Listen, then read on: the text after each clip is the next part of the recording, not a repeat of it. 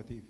As you know, we have been in the past very often, year by year, coming to Gimbi to visit you.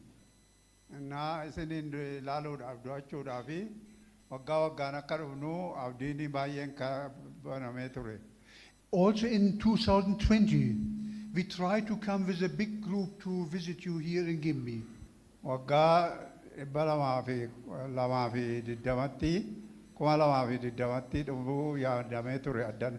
Everything was prepared, but that time the corona pandemic started to hit all the countries in the world. Yeroo kana keessa dhukkubni koronaa jedhamu biyya hundumaatti akkuma faca'ee biyya kanattis faca'eetu karaa jalaa cufe. So that time we were almost ready to come, but 2 weeks before starting our trip, all the flights from Germany they were cancelled to go abroad. Dhufuudhaaf qophee guddaan ta'ee ture. Torban lamatti yommuu galuu pileenii ittiin deemnu yookiin immoo balaliyaan ittiin deemnu hundumtu Jarmanii keessaatii lafa jiruutii hin cufame. So walitti akka kana qabamanii waldaa keessatti iddoo tokkotti namoonni walitti qabamanii kadhachuudhaaf sagaduudhaaf hundumtuu dhowwamaa ture dukkanaa'e. So all the things were closed down, and we had the impression also our relationship with Gimbi is somehow dying and getting to a very small limit. Kun egaa nutis immoo baay'eetu dhaga'ame michoota keenya warra Gimbii jiran wajjin wal arguu hin dandeenyu waan baay'eetu cufame waan baay'eetu abdii kutame akka kanatti abdii kutannee turre. And that time many relationships were also dying because we were not able to come together in congregations and in the worship services. So people also left congregation because it was not possible to worship together. Guutummaadhuma addunyaa kanarratti hawaasa kanarrattis yeroo isaa waldaa keessatti akka kana wajjin sagaduu hin jiru namni wal ga'uu hin danda'u. Kanaafi rakkina guddaatu ture namni garaagara faca'ee mana manatti hafee isa kanatu ta'e. And so also besides this problem which we were facing everywhere in the world, I also myself, I got that time cancer disease, and I was suffering also for many years. Yeroo rakkinaa kana keessa anis immoo mataa kootii fi nan dhukkubfadhee kaansariin argadhee baay'een na dhukkubee ture. And this lasted up to the last year, and I got also treatment for this. And I know that you have also known about my situation, and you were praying for me. Na amma warreen gaddaatti baay'ee rakkina baay'ee keessan ture karaa baay'een akkiminaa kana yaalaa ture isa kanarratti immoo isin na wajjin turtanii carariidhaan fudhachaan ture keemoon carachaa fudhachaan ture kanaafi kadhannaan keessan immoo baay'ee na gargaareera. In the beginning of this year, the cancer was healed. The doctors were saying, you are healed by your disease. Jalqaba waggaa kanaatti dooktaroonni koo akka jedhanii amma ati dhukkuba kee kaansarii irraa fayyiteetta naan jedhanii kanaafi amma fayyeeraa Waaqayyoof galanna ta'u jedhu. And therefore,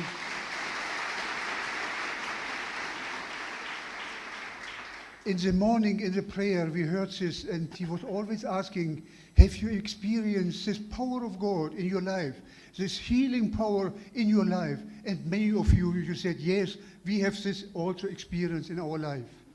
Jireenya keenya keessatti akkuma har'a ganama kadhannaa keessatti hundumti keenya kadhachaa turtanii Waaqayyo harki isaan fayyisu diriiree yommuu hojii hojjetu akkuma argitanii gammaddanii nus jireenya keenya keessatti waan baay'ee argineerra. And this I also want to confess, the Lord has healed me, and he shall be praised for this miracle he has done on me. Anis immoo isin durattiin dhugaa ba'ammaa Waaqayyo fayyisaa koonya akka ta'e Waaqayyo fayyisaa koo ta'eera argeera harka isaan argeedhu. And also I want to thank you for all your prayers and assisting me in this disease. Hunduma keessa immoo galateeffachuun barbaada kadhannaadhaan na wajjin turtanii Waaqayyo immoo dhukkuba kanarraa akka fageessu naa kadhachaa turtanii Waaqayyos kadhannaa keessan dhaga'eera fayyaa ta'a jedhu. And immediately when the doctor said, you are healed from the cancer, I asked him, how do you think? Is it possible that I plan a trip again to Gimbi? And yoo dokterichi fayyiteetta ta'edhu ati amma na danda'amaayi gara Gimbii dhaquudhaafi jedheetan isa gaafadhe. And he said, yes, I think you can do this, you can plan this trip, And so immediately I started in the beginning of this year to plan for a trip to Gimbi again. Na jalqaba waggaa kana samma keessa jirru kanaattini isa gaafadhee inni amma akeeka kee baafachuu dandeessanaan jedhee haa ta'u jedheen akeeka koo baasee Gimbii dhaquudhaafanis gammachuu guddaan natti dhaga'ame. And then I got a group of 14 people from all our congregation from Barkstedt and Allerstedt. Waldootii keenyarraatii Baagdeesheenii fi Alarseerraatii gara nama 14tu qophaa'ee ture dargaggoota wajjin kan walitti qabamu. And among these 14 people, there were especially also 6 young girls and women. They were very engaged in our congregational work. Warra kana keessa ammoo nami 6 dubartoota turan ijoollee durbaa turanii baay'ee gammadanii turanii addaan dhufuudhaaf. And all these 14 people, they were very eager and very happy to come here. Na isaan kun warri arfan isaanii hundumtu gammadanii dana dhufuu sinawuu baay'ee gammadanii turan. And we prepared everything what we met very often and prepared these people to come here to Gimbi. Na isaaniin finnee Gimbii dhufuudhaaf nus qophee guddaa goone. But then we also had to inform them how is the situation in the country here. Garuu egasii booddee immoo waa'ee jireenya biyya kanaa maaltu jira kan jedhutu dhaga'ame. And we had also the chance to get Mr. Kruse. He has been in vacation in Germany, and we invited him to come to one of our preparatory meetings, informing the people how is the situation, especially here in Wollega, in Chalya, and here in Gimbi. Na achumaan immoo carraa nu arganne Mr. Kruse ture innis immoo informii nu godhee attam jireenyi biyya sanaa namoonni attamii nagaan attamii ennee gaafanneedhaan. And then he had to report that there are, of course, some problems here and there, always certain problems, and the situation is a little bit insecure. It's not so peaceful. Na innis immoo kan nutti himetti iddoo tokko tokko rakkinni jira, rakkinni kunis immoo salphaa miti jedheetu waan tokko tokko nutti hime. And so the young people, they were a little bit afraid, and especially the parents of them, they said, it is not good if you are going in such a situation. Kana booddee warri isaaniis hin dhaga'anii ijoollonnis immoo hin dhaga'anii warri immoo keessumaayyuu akka huneetaa kanaatti amma yeroon isaa fooyya'utti aturan malee hin dhaqanii jedhanii dhowwan. So all these other 11 people, they left or said, we have to come in another time. If it is more peaceful, then might be that we get again a chance to come here. But now we are not going, and so we were left with 3 people alone. Na warri kudha tokko hin hafanii warri kudha sadii immoo dhufneerraa kanaafi amma wanti isaa fooyya'utti aturruu jedhanii qopheerra jiru. But it would have been very nice to be with all the 14 people here, because they were very engaged young workers in our congregations, in the choir, in the youth work, and everything they are doing, and they would have been very happy to be in worship with you together here this morning. Ganama kana akkuma nu asitti argamnee gammanne kana asitti argamanii argamuudhaafi hawaasaanii ture warri kaan faarfattoota warri kaan kadhannaa keessa jiru hojii adda addaa waldaa keessaa hojjetu. So I greet you especially also from the people who did not come here, who have not the chance being here this morning with us. But I'm especially happy that now Anke and Jörg are with me, and that we can be together here and celebrate especially this wonderful occasion of having 30 years a relationship with you. Ijoollota warra kanaa biraatii nagaa isin ergamee gammachuudhaan isin hiruun barbaada jedhu isaaniifis nagaa isaan isin dhiyeessedhu birattu.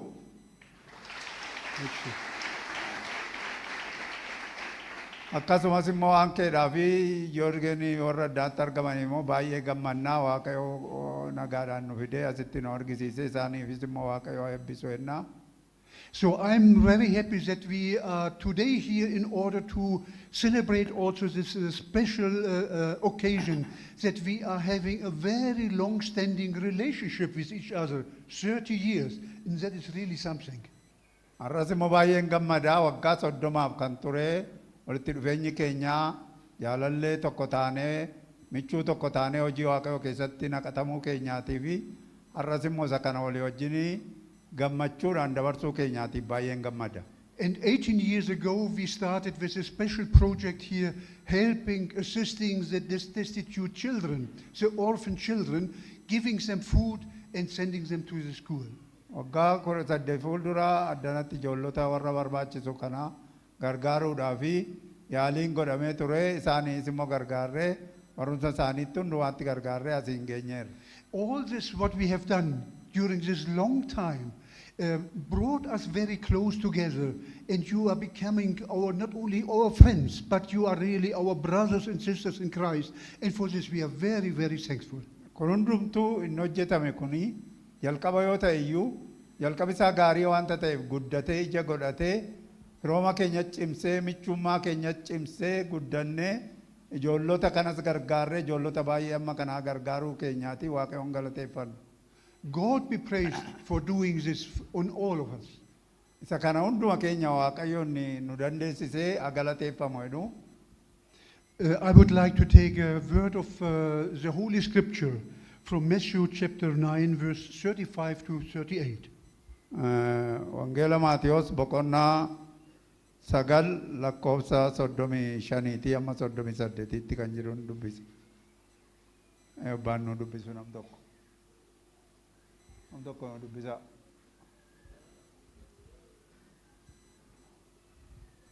Nam tokko nu dubbisa. Wangeela Maatiyos boqonnaa 9 9.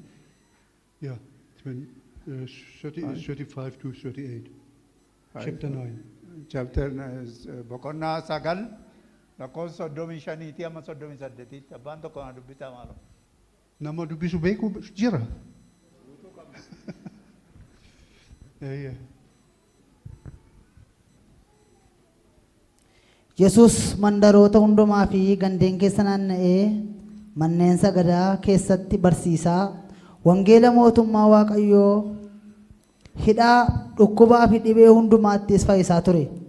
Inni namoota akka hoolotaa tiksee hin qabnetti butamanii gatamanii turan sana yommuu argee isaanii fo'e. Yommus bartoota isaatiin midhaan sassaabamu baay'eedha.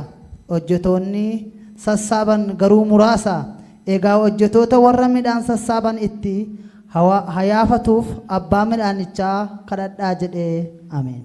Amen. Is it not wonderful? The first thing what is mentioned in this chapter is Jesus has pity with the people. Na Yesuusi gara laafummaa isaa garraamummaa isaa argisiisu as keessatti argina. Like the Almighty God had pity with the people of children in Egypt.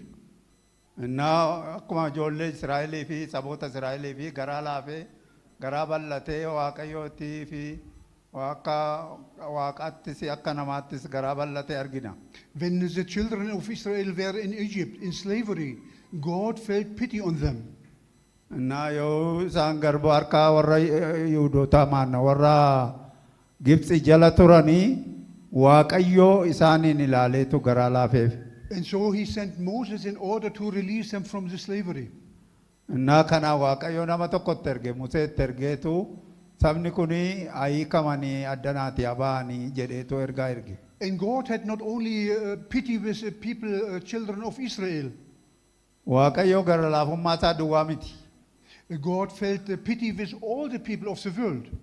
Na hunduma namoota biyya lafaa addunyaa kaarra jiraniif garaa laafa Waaqayyo. So God sent his only son, Jesus, into the world in order to save and to seek all those who are lost. Kanaaf Waaqayyo tokkicha ilma isaa ergee namoota hundumaa kan fayyisu fayyisaa ta'uusaa kan beeksisus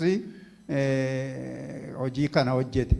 And so Jesus went around, it's reported in this text, Jesus went around in whole Israel in order to seek those who are lost and going astray. Na Yesuus naannoo Israa'el irra naanna'ee argee hundumaa argeetu namoota hunduma kan argeetu gaddeef. He felt pity on the people because they were like people who had no shepherd, who were sheep without a shepherd. Argeetu akka warra nama tikee hin qabne ta'uu isaanii argeetu Waaqayyo garaa laafeef. And he was inviting all the people, come to me, I will give you rest. Kanaaf akkana jedhe gara koo kottaa ani isin boqochiisa jedheetu isaan waame. Come to me, I will give you the forgiveness. Gara koo kottaanii dhiifama cubbuu isiniin dhiisaa jedhe. Come with all your burdens, with all your sickness, with all your distress.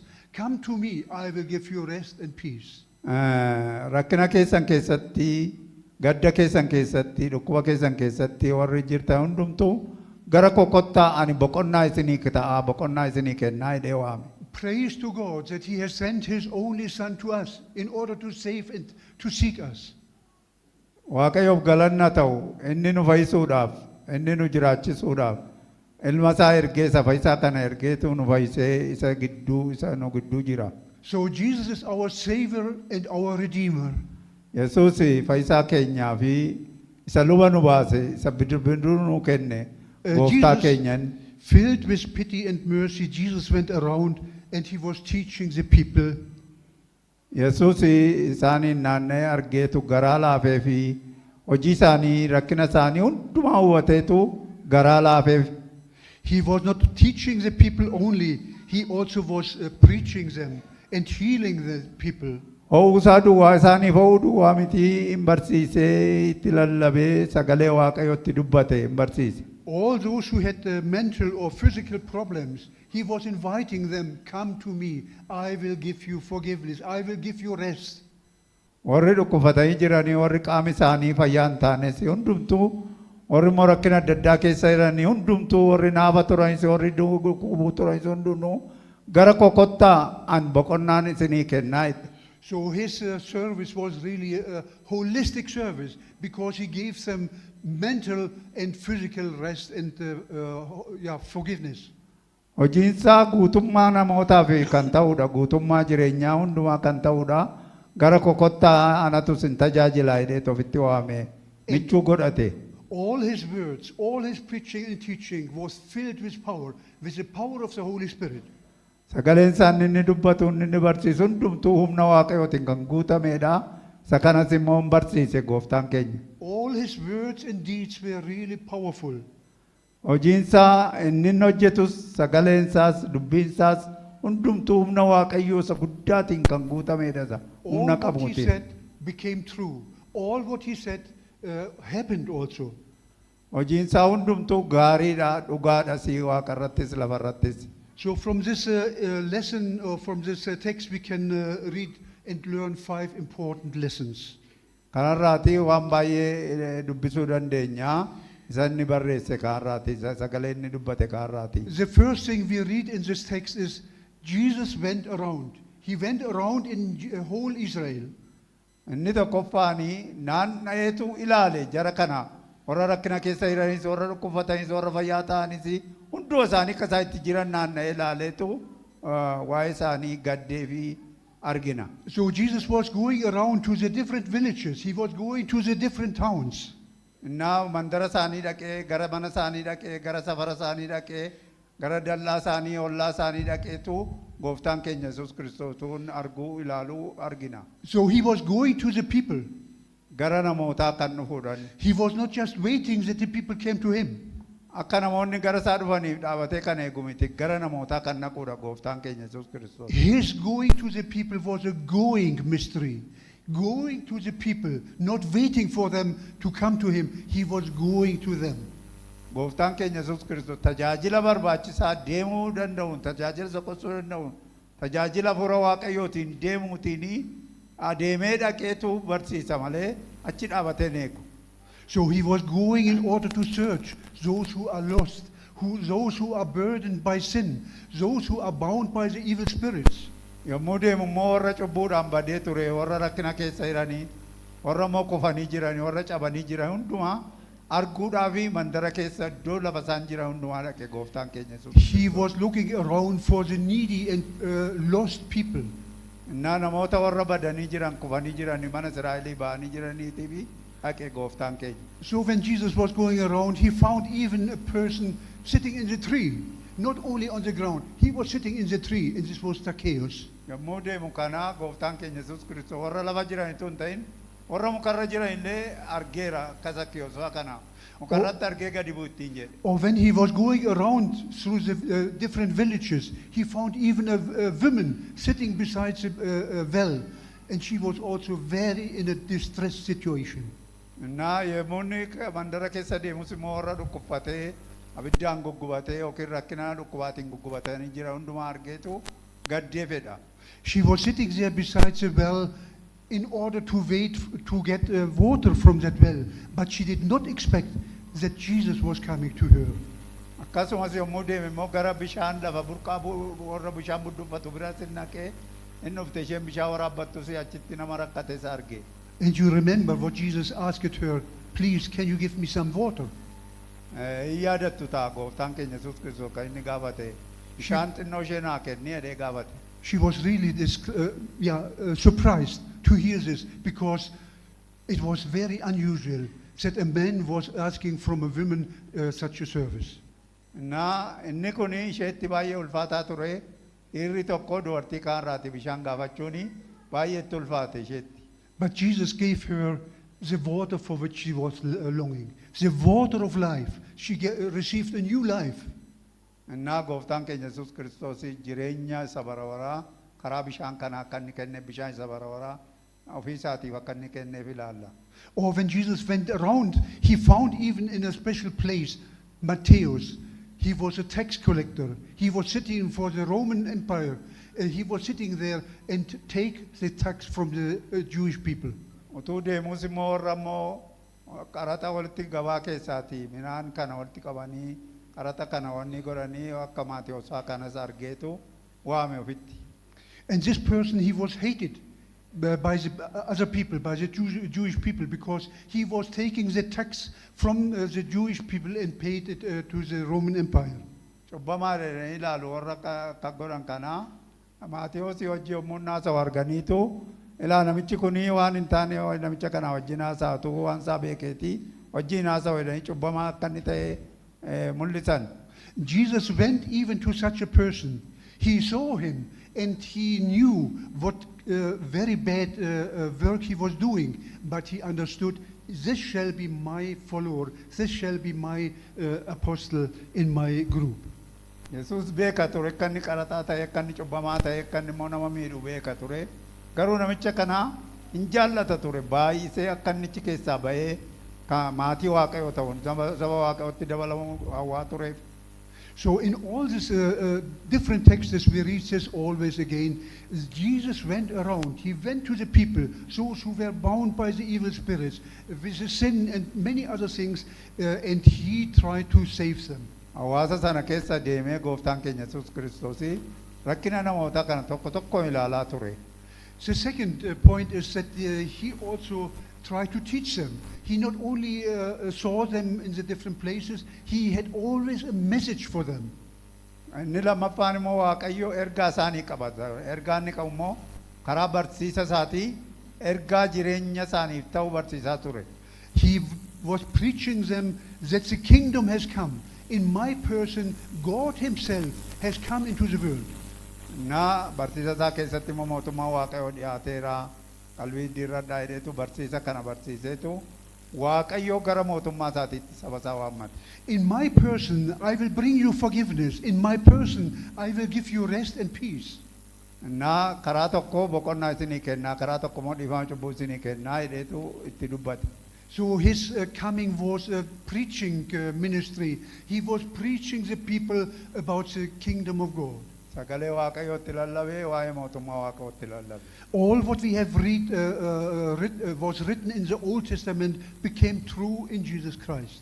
Inni kakuu duraa keessatti kakuu moofaa keessatti dubbatame dhugaa ta'uu isaatti mul'ise saba kanatti. And this was really a wonderful, a powerful message to the people.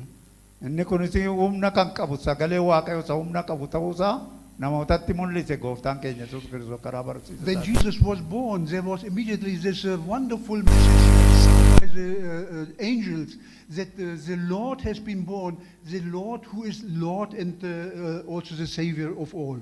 Na ijoolleen Israa'elis hundi isaanii isa kanan dhaga'anii Waaqayyoo attam caalaatti akka isaan jaallatu akka isaan barbaadu itti mul'ise. So Jesus himself was preaching about his coming, about this coming of the Son of God in order to save the people. Akkamas immoo lammaffaa deebi'ee dhufuusaa immoo itti mul'isee barsiisee ilmi namaa deebi'ee akka dhufu itti mul'ise barsiise gooftaan keenya Yesuus Kiristoos. You see, and this message comes always to you whenever you are gathering here in the congregation and when you are reading or hearing the word of God, Jesus Christ himself is coming to you. Kun hunda keenyaaf dhugaadha gooftaan keenya Yesuus Kiristoos inni asitti lallabee dubbate kuni hin dhufaa yommuu inni dhufu immoo dhugaatti isa simachuudhaaf qophoofneerraa attam akka qophoofnee akka of ilaalluu fi har'as nutti lallabamaa jira dubbiinsaa. When we preach, we are not preaching our own words. We are preaching that Jesus Christ is coming to us, that he is speaking to us, that he will release us from all our burdens, from all our sin. Yeroo dubbannu waa'ee ofii keenyaatu hin ta'in waa'ee gooftaa keenya Yesuus Kiristoos karaa cubbuu keenyarraa inni nu fayyisee karaa jireenyaatti akka inni nu waamee barsiisa isaa kan akka kanatti fudhannee ittiin jiraanna jechuudha. You have exercised this also in the prayer this morning, and for this we praise God that we have always this opportunity. Whenever we are preaching, we are praying, when we are coming together, that is what happens. Jesus himself comes to us. Har'a ganamaa fakkeenya gaarii arganneerraa addanatti waldaa kana keessatti isinis kadhachaa turtanii Waaqayyo nutti dubbachaa ture. Waaqayyo amala qabu amala fayyisuu isaa qabu hundumaa nutti mul'isaa ture. Karaa hojjettoota isaatiis karaa hojii isaatii argineerraa hojii Waaqayyo isa fayyisu kana isa kana immoo hubannee ittiin jiraachuu danda'uutu nurra jira. So the coming of Jesus Christ is not only the going ministry, that he went to the people, not only the preaching ministry, that was the second. It is also the third. His coming is also a healing ministry. Gooftaan keenya Yesuus Kiristoos dhufuu isaatuun lamaffaa deebi'uu isaa duwwaatu hin ta'ini inni kan biraan fayyisuu isaatiif immoo fayyisaa ta'uu isaa isa kanas hojiinsaa deemaa akka jiru nu argisiisa. Hojiin ni fayyisuu nutti argisiisaa jira. When Jesus sent his disciples, go out, go to the people, preach them the good news of Jesus, of the kingdom of God, but also heal them. Gooftaan keenya Yesuus Kiristoos bakkee ba'aa dhaqaa deemaa dhaqaa lallabaa jedhee dubbii Waaqayyoo dubbadhaa jedhee achiis immoo namootas immoo fayyisaa jedheetu ergaa nu ergeera. Jesus healed all the people with a different kindness of disease and sickness. Gooftaan keenya Yesuus Kiristoos dhukkuba adda addaatti waan adda addaatti fayyisuudhaaf humna akka qabu as keessatti arginaa. The people who were not able to come themselves to Jesus, they were brought to Jesus. We remember the story where they even opened the roof of the house in order to lower down this lamed person. Gooftaan keenya Yesuus Kiristoosi inni hojjete kuni isa achitti argamu duwwaatu hin ta'in gara namootaa dhaqee gara namootaa dhaquu isaatu duutuu hundaa fayyisuusaa duwwaasutu hin ta'in abdii kennuusaas as keessatti argina. And you remember also what Jesus said when this person was laying before him.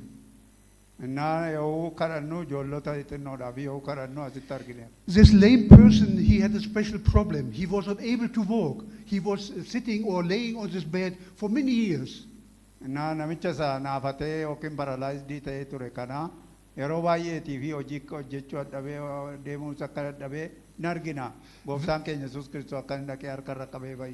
he wanted to move, he needed some people.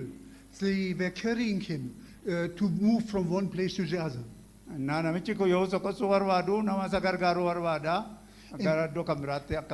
This person was then brought to Jesus and was lowered before him.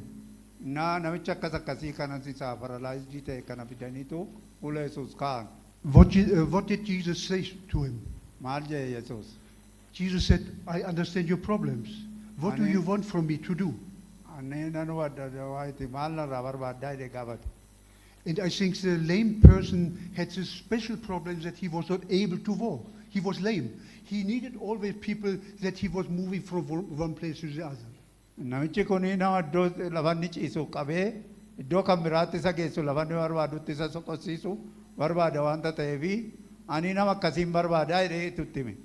But Jesus did not say the first thing, be free from this lameness. No, he said, your sins are forgiven. This was the special burden of this person.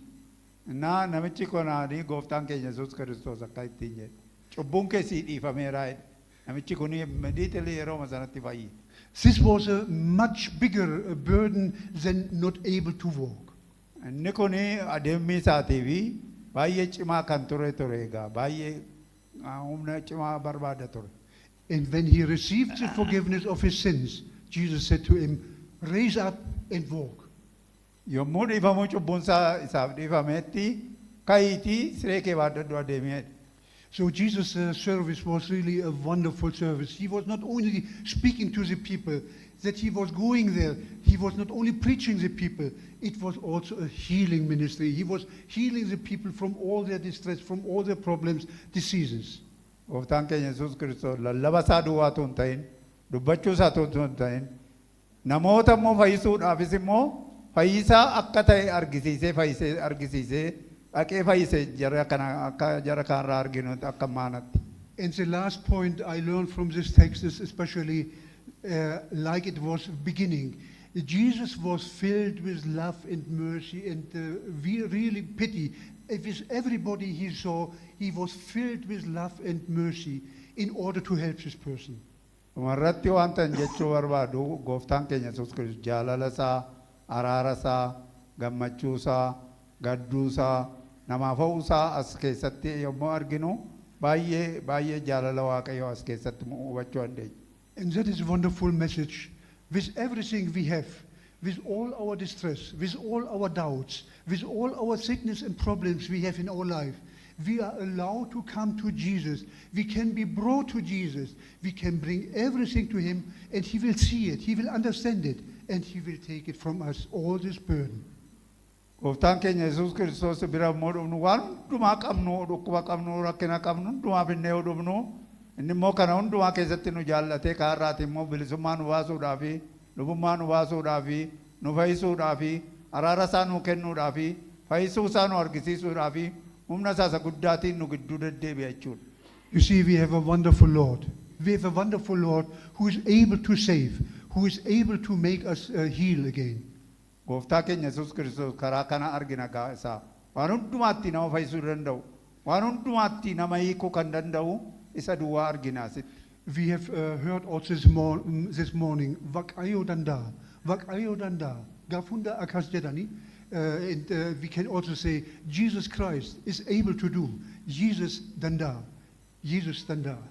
Har'a ganama dhageenya irraa faarfannaa keessattis dubbannaa kadhannaa keessattis Yesuus waan hundumaatti humna akka qabu waan hundumaa gochuu akka danda'u har'a ganama dhageenya irraa dhugumaan immoo hin danda'a kana hundumaa gochuudha Waaqi keenya. So there is no problem too big for Jesus. He is able to heal us. He is able to help us in the different situations of our life. Dhukkubfachuu hin dandeenyaa, dadhabuu hin dandeenyaa kana miti hankeenya. Inni garuu isa danda'u bira yommuu dhufnu isa danda'u kana wajjin dhukkuba keenya hundumaatti rakkina keenya hundumaatti Waaqayyo nuyi ka'ennee gammannee fudhannee wajjin jiraanne jechuudha. And I think also especially how Jesus was filled with love and mercy and pity. I think that is also what we as followers of Jesus Christ should also exercise. We should also be filled with love and mercy and pity when we are going to the others. Na nus immoo isa Yesuus Kiristoos irraa arganne amala isaa kana nama jaallachuudhaan garaa namaa laafuudhaan garraamummaa nama argisiisuudhaan nama hawwuu keenya isaatiini isa kanaan guutamne nusi namoota Waaqayyo bira warra nu beeku warra nu beeknu bira ga'uutu danda'utu nurra nuufis ergaa guddaa qabanni kun. So God bless you all in this wonderful service, proclaiming the good news and of our Lord Jesus Christ. When you are going, when you are at home, that we are just exercising this, that we are the followers of Jesus Christ. God bless you in all your being his follower. Ebbi Waaqayyoo fi ayyaanni Waaqayyoo isinii wajjin haa ta'u. Ayyaana isaa guddaa kanaatiin, araara isaa guddaa kanaatiin, jaalala isaa guddaa kanaatiin, humna isaa guddaa kanaatiin, wangeela isaa akka lallabdaniif, dubbii isaa akka dabarsitaniif, ergamtuu gooftaa keenyaa Yesuus Kiristoos akka taatanii Waaqayyo waan hundumaatiin isin haa gargaaru nu haa gargaaru. Ameen.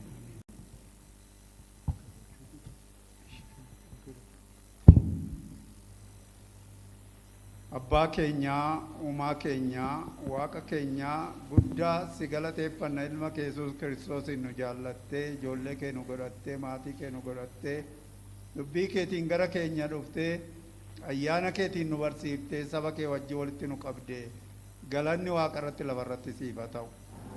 situ godhee si haa galatu ba'uu galuu keenya eegi halkanii guyyaatti kee keenya ta'i rakkina keessa bal'ina keessa sitti akka gammannu gargaari kana hundumaa si ajajna miti maqaa Yesuus Kiristoos jedhinuu dhaga'i ameen ameen.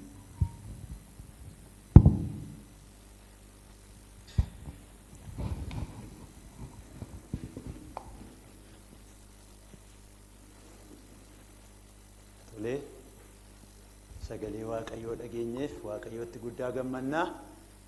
Waaqayyoof galanni guddaan haa ta'u.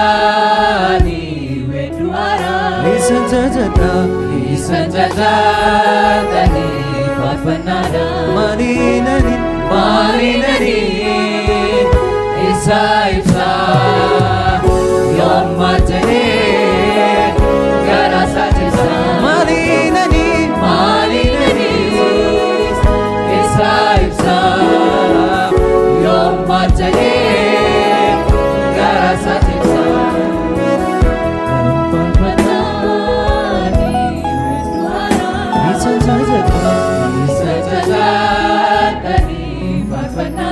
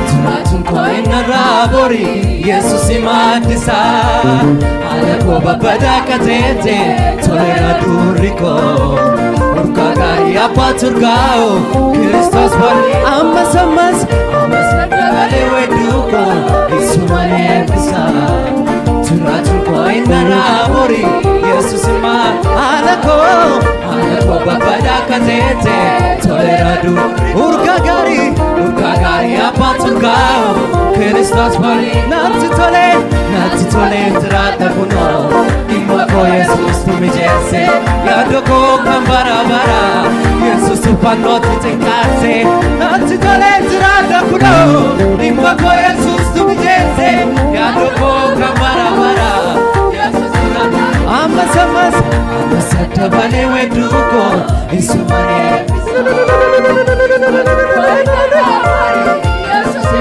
Alako babadaka tete tolera duriko Ukagari apaturgao Kristos bari natitolen trata kuno Imma ko Jesus tu mi jesse Yadoko kambara bara Jesus tu pano natitolen trata kuno Imma ko Jesus tu mi jesse Yadoko kambara bara Jesus tu pano tenkase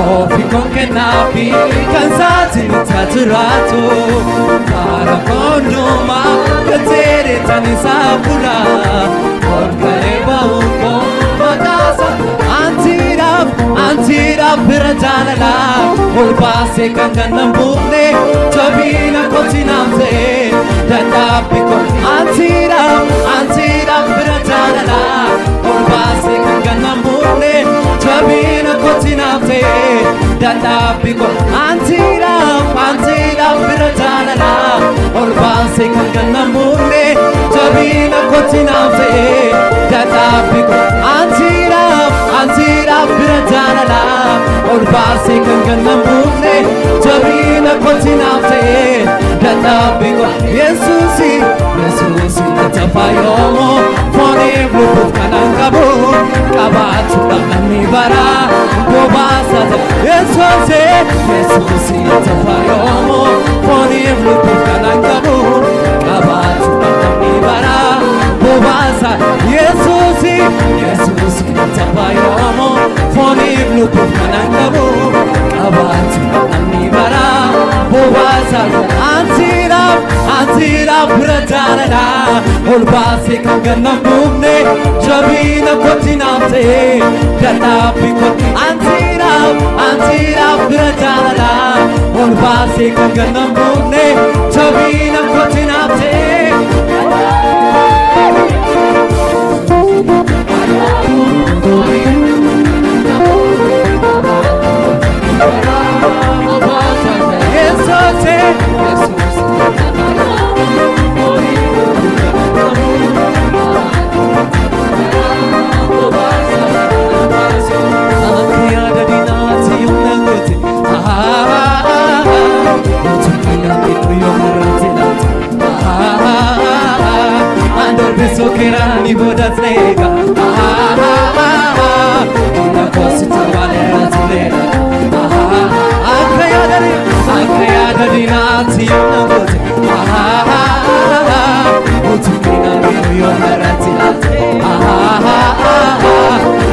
beso che ranni godannega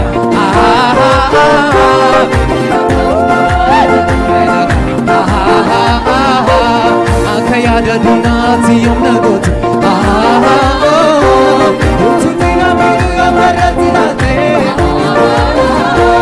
anche beso che ranni godannega